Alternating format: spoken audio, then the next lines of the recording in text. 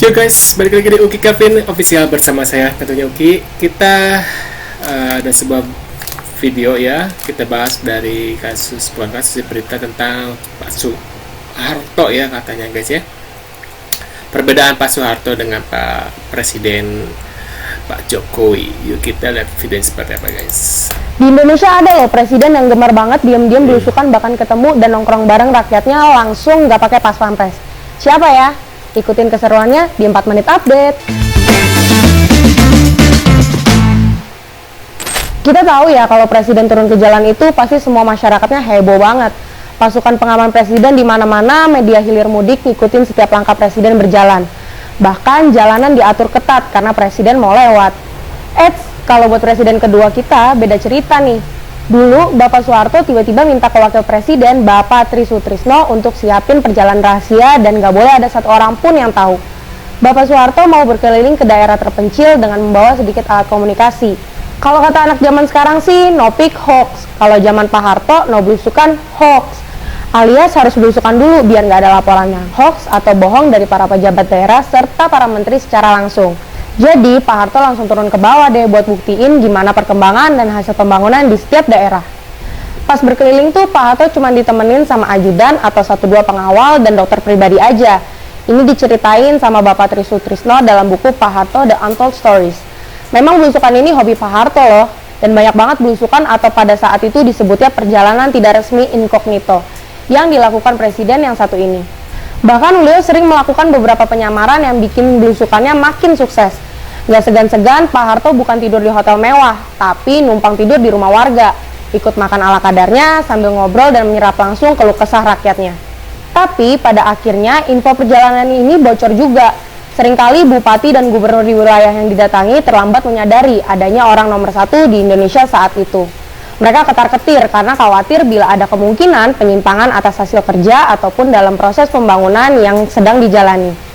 Berbagai hal yang ditemui Bapak Soeharto saat belusukan itu dicatat sendiri loh oleh beliau, termasuk mengambil informasi langsung dari petani untuk memperbaiki kondisi pangan dan menjadi bahan rapat kabinet nih G-Friends untuk memperbaiki, merumuskan, merencanakan pembangunan selanjutnya dalam rapat kabinet.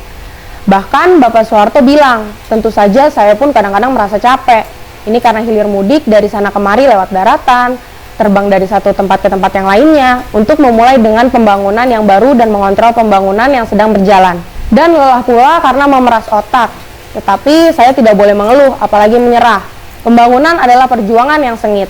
Bukan cuma daerah Jawa Barat, Jawa Timur, dan daerah terpencil lainnya, Soeharto juga mendatangi daerah Jakarta, terutama perairan Jakarta untuk meninjau limbah karena pencemaran. Pak Harto meminta Bapak Emil Salim untuk mendampingi dan pada akhirnya menjadikan Bapak Emil Salim sebagai Menteri Lingkungan Hidup. Meskipun begitu, Pak Harto sangat menikmati perjalanan rahasianya. Bahkan beliau nggak marah kalau ajudannya salah mengambil jalan dan tersesat di wilayah yang didatangi. Untuk urusan logistik, ada Ibu Tin yang menyiapkan keperluan sebelum melakukan perjalanan. Ibu Tin membawa beras, bahkan membekali sambal teri dan juga tempe kering. Kalau kata Pak Tri Sutrisno, saat itu kondisinya benar-benar prihatin, tapi Pak Harto sangat menikmati setiap waktu perjalanan keluar masuk desa. Ternyata seru ya kisah belusukan Bapak Soeharto. Menurut kamu gimana G-Friends kalau pemimpin saat ini melakukan hal yang sama? Bisa nggak ya? Pak Harto udah bilang oke, aman aja, kamu aja pegang rompi sama helm buat kamu aja.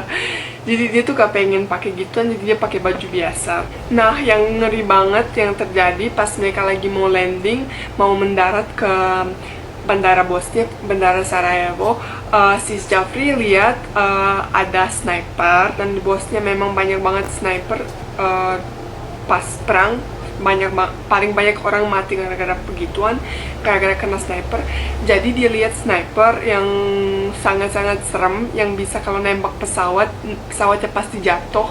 Dan dia lihat si senjata itu, sniper itu ikutin pesawat pas dia mendarat. Tapi dia belum ngomong ke Pak Harto karena memang nggak mau bikin dia cemas. Tapi pas banget sebelum mereka mau keluar dari pesawat, dia kasih tahu Pak Harto ada seperti gituan. Tapi Pak Harto tetap santai aja turun dari pesawat, santai aja terus naik mobil, dia menuju ke kotanya. Mas Gibran terkait penggunaan jet pribadinya Mas Kaisang, pripun Mas? Tanyakan Kaisang ya. Ada yang nanya nih guys, lebih enak mana di zaman Presiden Soeharto dan di zaman Presiden Jokowi? Ya gua jawab, lebih enak di zaman Presiden Soeharto lah. Kenapa coba? Karena gue masih bisa makan kepiting, gue masih bisa makan kerang, gue masih bisa makan cumi, gue masih bisa makan jeruan, gue masih bisa makan otak, gue masih bisa makan segala-galanya.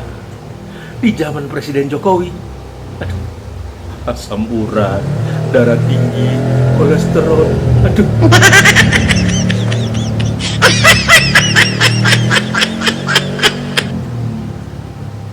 Guys, Pak Harto pernah berkata, biarlah sejarah yang mencatat. Dengan hati bersih, saya sudah memimpin negeri ini. Kalau masih ada hujatan, saya terima dengan ikhlas. Semoga itu mengurangi beban saya di akhirat kelak. Era zaman Soeharto dan era zaman Jokowi. Inilah perbedaan program zaman Soeharto dan program zaman Jokowi. Nah, perbedaannya adalah pada zaman Soeharto ada program transmigrasi, yaitu memberikannya modal lahan pertanian atau perkebunan, dan juga diberikannya rumah dan kebutuhan sehari-hari selama 2 tahun. Sehingga rakyat yang ikut bertransmigrasi bisa merasakan hasilnya sampai saat ini. Ada yang punya pohon karet, kelapa sawit, atau juga perkebunan coklat. Bahkan ada survei membuktikan bahwa masyarakat yang ikut program transmigrasi secara benar, mereka itu hidupnya sekarang sejahtera.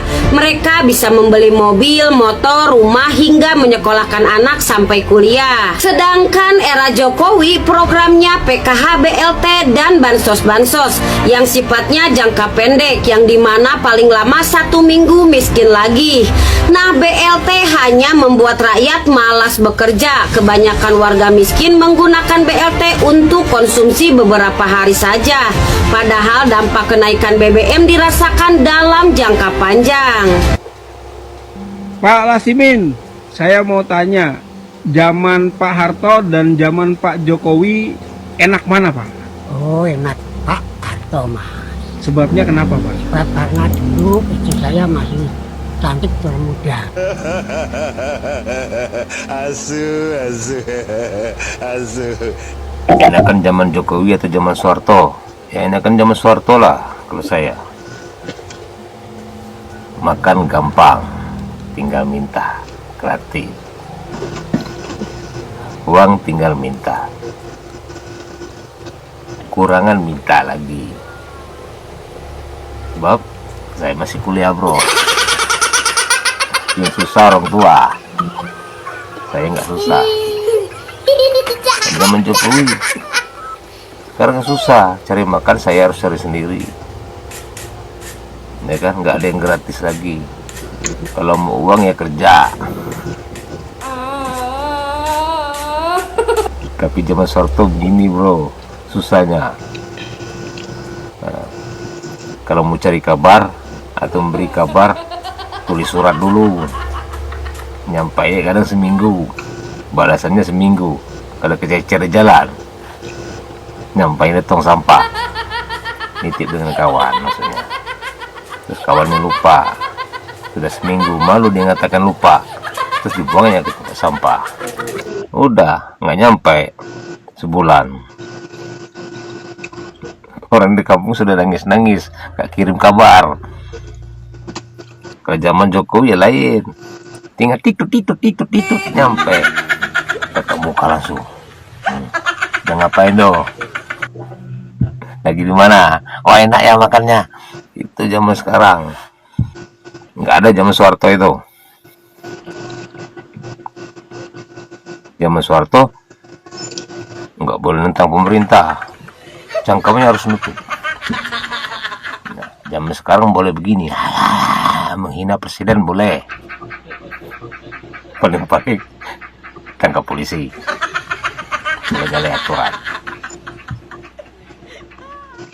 Dulu bro, katanya enak zaman dulu, tapi kemana-mana saya naik sepeda, masih kecil, dari kota ke kampung naik sepeda. Jalannya jelek, banyak lubang, kadang-kadang standing, sepedanya standing, terus terbang masuk parit. Tapi enaknya dulu lain bro, kalau kita pulang kampung lari ke kota, tempat kota kecil ini, saya pulang kampung jalan kaki kadang, nggak pakai sepeda. Di pinggir jalan aus, ya minum, airnya bersih bro, habis dahaga. Dan sekarang lain, kalau kita berhenti di pinggir jalan terus minum air pinggir jalan di pancoran, di mata air, sedang minum gini, sempak sampai ke muka.